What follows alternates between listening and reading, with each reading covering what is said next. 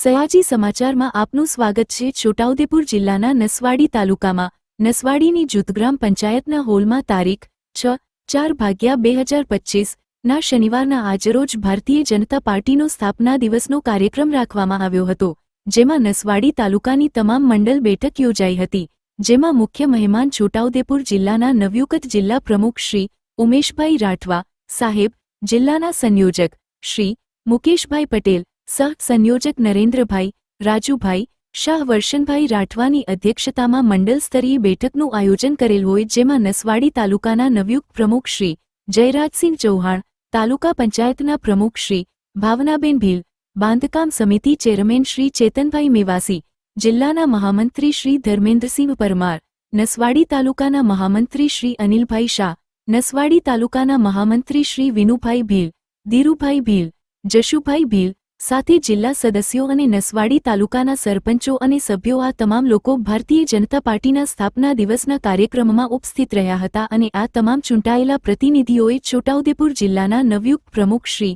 ઉમેશભાઈ રાઠવાનું ફૂલોથી સ્વાગત કર્યું હતું। રિપોર્ટર રાકેશ તડવી, નસવાડી, છોટાઉદેપુર।